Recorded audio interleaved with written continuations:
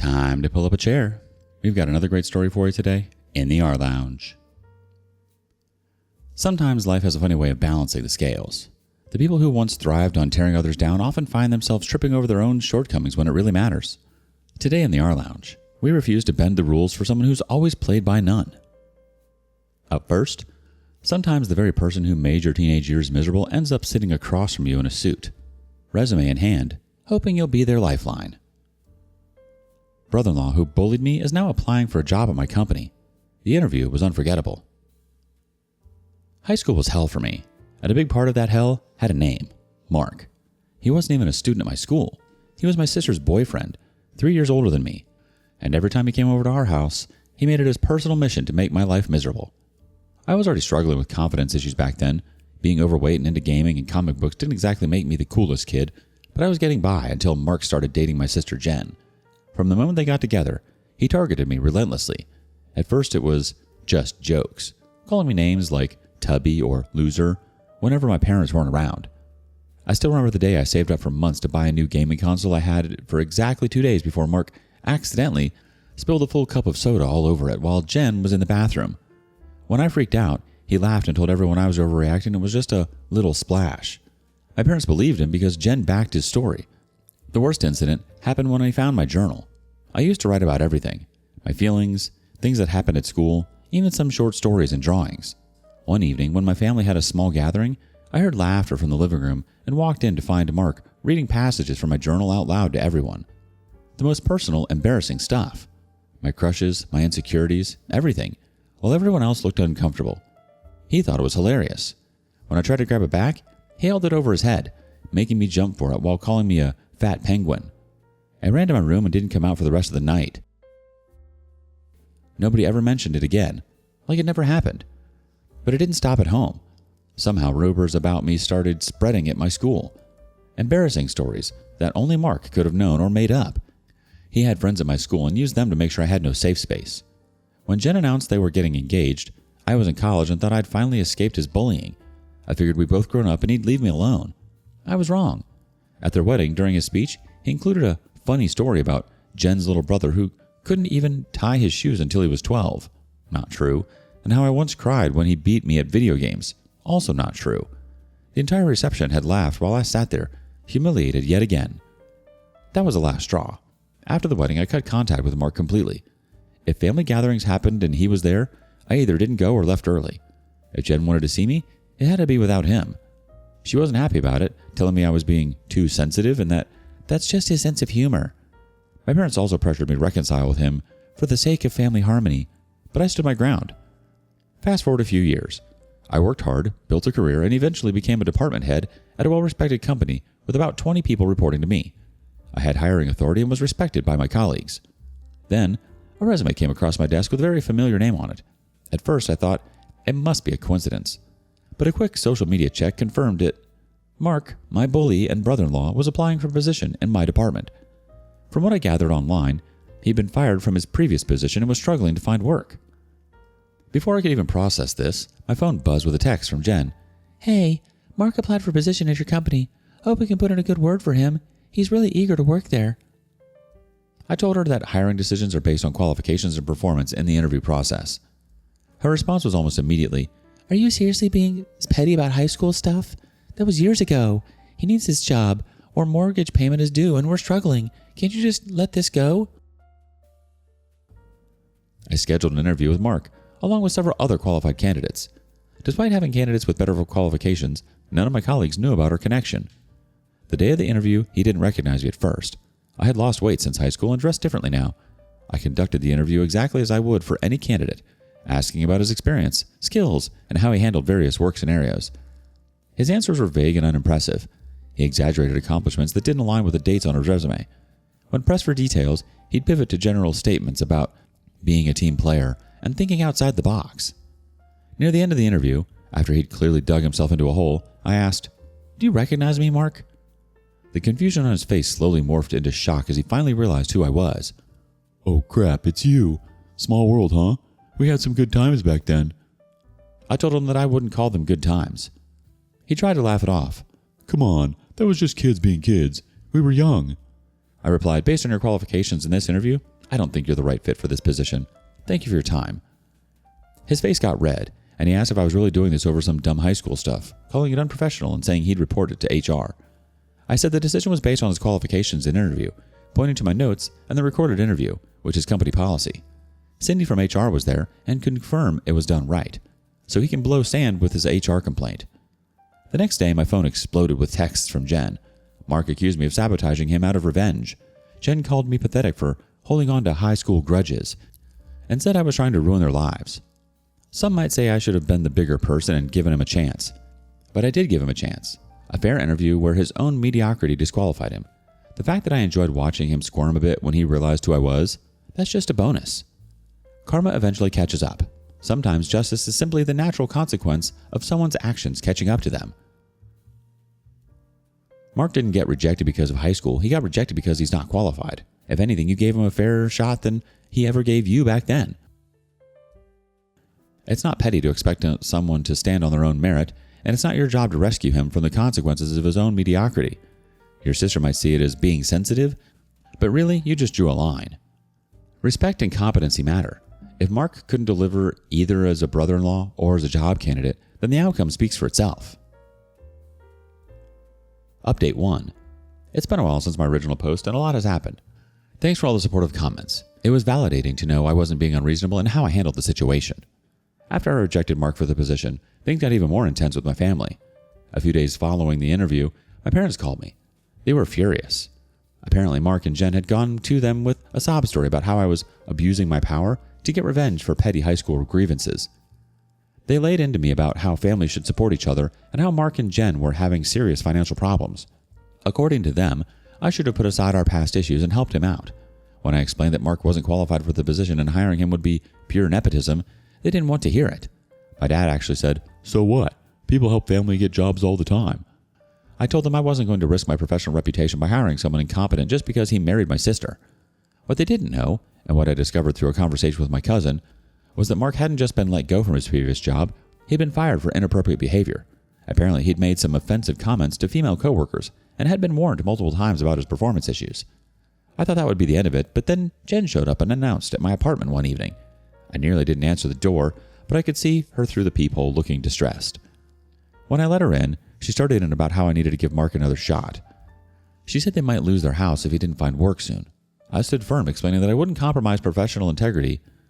She then revealed something interesting. Mark had been fired from multiple positions in the past 2 years, not just the most recent one. She tried to blame it on office politics and bad managers, but the pattern was clear. I told her that maybe the problem was Mark's attitude and work ethic, not everyone else.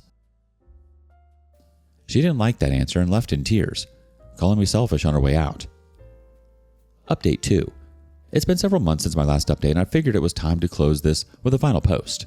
Here's the aftermath. About 3 months after the interview incident, my cousin informed me that Mark finally found employment at a smaller company. Apparently the pay was significantly less than what he was hoping for, but beggars can't be choosers. I didn't think much of it until I received a message from my sister that still makes me shake my head. "Just so you know, Mark got a new job and we're doing fine now, no thanks to you. You almost ruined our lives, but we managed without your help." Last month, I attended a family gathering where Mark was present. I was hesitant to go, but my mother insisted it would be awkward if I skipped another event. To my surprise, Mark completely avoided me the entire time. He stuck to the opposite side of the room and barely made eye contact. Fast forward a couple of weeks, and I learned through my parents that Mark was struggling at his new job. His poor work ethic and attitude were causing problems with his colleagues and supervisors. This didn't surprise me in the slightest. Then about 6 weeks ago, my mother casually mentioned during a phone call that Mark had been let go from his new job after just 6 months. The reasons? Poor performance and inability to work with others. Shocking, I know. This time, my sister didn't contact me about job opportunities. I guess even she realized how that would go. The final twist in the saga came just a few days ago. Through family grapevine, I heard that Mark and my sister were having serious marital problems. Mark's continued unemployment and refusal to take what he considered lower-level jobs were causing major tension. They had to downsize their home due to financial strain, moving from their nice suburban house to a small apartment.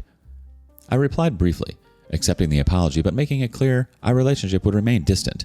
I have no interest in being friends with someone who only found their conscience after life knocked them down a few pegs. The irony of this whole situation isn't lost on me. When our roles were briefly reversed, when I had something he needed, he expected me to forget all that history and help him. When I didn't, He tried to paint me as the villain, but karma worked itself out without me having to do anything. The most satisfying part? I never had to stoop to his level. I didn't need to actively sabotage him or seek revenge. Simply holding him to the same professional standards as everyone else was enough. His own mediocrity did the rest. The fact that your sister and parents keep trying to guilt you into risking your own reputation for someone who's clearly allergic to accountability says more about them than you. Mark's downfall wasn't your doing. It was his own inability to grow up. Now he's finally learning the hard way that the world isn't going to bend to his excuses. Do you know a guy like Mark? Share your stories with us in the comments below. Up next, a grandma knows exactly which grandchild gets all the love, attention, and bragging rights. Am I the a-hole for not forgiving my mother-in-law for treating my children different than her other grandchild? My husband, 46, has always been treated different than his half-brothers by both his mom and stepdad. The relationship between his mother and him has always been confrontational, and they have cut each other off lots of times in the past 2 decades. I've always stayed out of it, even though I think it is very toxic, supported him, and just gone along with the flow until recently. We have 4 children, 19 through 13, and my mother-in-law has always been a hands-off, I won't babysit kind of grandma, which is fine, they are our children. But then his brother has a baby, and all of a sudden, it's the most wonderful thing to be a grandma. She babysits this grandchild full-time, so both parents can work full-time. He's 5 now, cleans their house, and brags about him non-stop. Normal grandma stuff, but doesn't even know our children's birthdays. About 6 months ago, they cut each other off again, and during the fight between them, my mother-in-law says she's so sick of me posting pictures on Instagram of our children bragging about all their accomplishments, graduation, sports, vacations, and how we think we are better than everyone else because we have neurotypical children and money. The other grandchild is autistic, and we are both teachers. We aren't rich. A few weeks ago, my husband forgave her, I guess, and they started talking again like everything is normal. He told me that we're all going to go over to her house tomorrow for a barbecue, and I told him I'm not going and will not be in the future. I told him I don't care if he invites her to birthday parties or graduations, and I'll be cordial, but I'm not going to have a relationship with her anymore. He's mad and told me I'm being selfish and toxic, that I should forgive and move on, and be a good example or our children won't forgive us in the future if we make mistakes. Am I the a-hole? The thread doesn't have a consensus spot, but OP was not the a-hole. Let's check the community for some relevant comments and see how we came to that conclusion. First up, your husband is putting his toxic mother before his children. You think they never notice they are unloved by comparison? That's bad parenting 101. The OP replies, I guess this is why it's the hardest for me, because my teenagers do notice now and have made several comments to me about how weird it is that she treats their cousin so different. My husband is a very good father and tries his hardest to work through generational trauma, but it's not a light switch. You can't just turn it off. Someone else comments, have they expressed this directly to your husband? The OP replies, only once at the dinner table has my son, 17, said something, and my husband told him not to take it personal, that it had nothing to do with my son and how his mom just sees him differently because he has a different dad. Another person comments, your kids are old enough to know what's going on.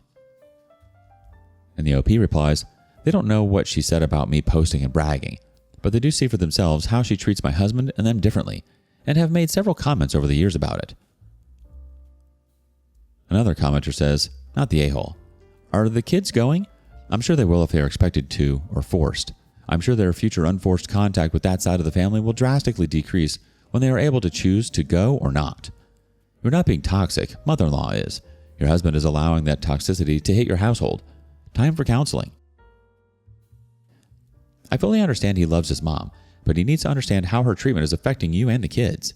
Yes, they need to be able to talk about it also, which is why counseling is important. The OP replies, he hasn't asked them yet, but I think that's why he got so upset, because if I don't go, he thinks they won't either. They are old enough to decide for themselves, and the 2 oldest, 19 and 17, have opted for not spending time with them in the past. One more commenter says, when did mother-in-law retire? The OP answers, she hasn't worked since his brother was born, so 35 years ago. Update. Same post next day. First time posting on Reddit, so not sure this is how you update, but here it is. Thank you for everyone that commented, especially those who share their own grandparent stories. Just FYI, over the past 5 years, the children, mostly the older 2 because the twins never don't want to see their cousin, have had a choice whether or not they go over to mother-in-law's when we do go, and I have had several conversations with them about their feelings surrounding it. Up until 6 months ago, it was behavior and favoritism and things we had to infer from the difference in treatment. When she verbalized what I knew all along, that's when it just became black and white for me, and I thought until a few weeks ago, the same for my husband. My children are very open with me about their thoughts and feelings in general, usually my husband as well, but surrounding the mother-in-law issues, they were not being open with him. I spoke to my two oldest. I will never tell them what my mother-in-law said about posting on social media, and I did indeed block her on social media and her phone number as well 6 months ago, about how I am setting a boundary and not continuing a relationship with her ever again. I tell them about my thoughts and feelings surrounding the whole situation and how enough is enough. I also did apologize to them about not making a stance earlier. Both the older children haven't seen her in over a year since my daughter graduated, and said they weren't comfortable seeing her at all unless I am there. I had a separate talk with my twin 13-year-olds, but it was just basically a more age-appropriate version of the first talk. I know they are teenagers, but they are still in the in-between age and a little immature in a good way. They mostly just wanted to see their cousin. They like to play with him, but he comes over to our house once a month when his mom and I have brunch, and they said it's better over at our house to play anyway. They both decided they didn't want to go without me either, and told me life has been more chill without her, which didn't surprise me or my husband, which is why I think he got so upset when I told him I wasn't going. With all that being said, I think it made me realize, and some of your comments, that there are bigger issues that are being caused by this very toxic part of our life and my husband's childhood trauma. When I spoke to him after I talked to the kids, I told him I was making an appointment for family therapy to get an unbiased opinion about our family dynamic, not just including this issue, but just in general, because now I'm concerned about deeper issues that maybe I'm not just seeing and blaming on this one part. My husband was very upset with me and said he would just go by himself, and said he doesn't think we need therapy. He reads self-help books to deal with his trauma and has for a very long time, so he's not oblivious to the issues, just thinks he can take care of it himself. I told him he could come to therapy or not, but I was going to set the appointment up with the kids and I were going to go. He spoke to them last night at the dinner table, and all of them basically told him they didn't want to go over there and think life has been calmer without her. He just told them, okay, let me know if you change your mind, and I'm sorry she's been unfair to them in the past. Your mother-in-law has made it clear where her priorities lie, and you're right to protect your kids, and yourself, from that kind of treatment. The fact your teenagers already notice the favoritism says a lot. Kids aren't blind to this stuff, and it does hurt. Your husband might mean well by trying to keep the peace, but brushing it off with, it's not personal, doesn't change the reality for your kids. It is personal when a grandparent treats you like you don't matter. Wanting distance isn't holding a grudge, it's setting a boundary. You're doing the right thing by being honest with your kids and giving them a choice. Do you have a similar story? Share it with us down below. And thank you for joining us today in the rLounge. Be sure to like and subscribe and hit that notification bell so you don't miss out on our next video. Until next time. And please put your chair back where you found it.